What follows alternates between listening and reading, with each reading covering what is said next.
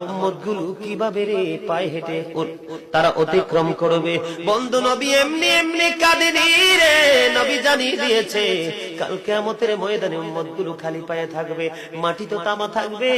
ও বন্ধু, তাদের শরীরে কোনো পোশাক থাকবে না, উলঙ্গ অবস্থায় থাকবে।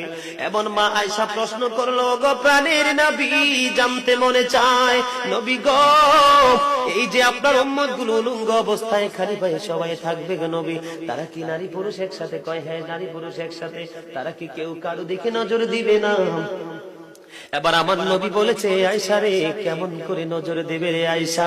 বন্যার পানি যেমনি প্রবল বেগে বৃদ্ধি পেয়ে পৃথিবীর মানুষগুলোকে গ্রাস করে ফেলে, কাল কিয়ামতের দিন এই জাহান্নামের আগুন মানুষের দিকে বন্যার মতো প্রবল বেগে ছুটে এসে মানুষকে ঘিরে ফেলবে।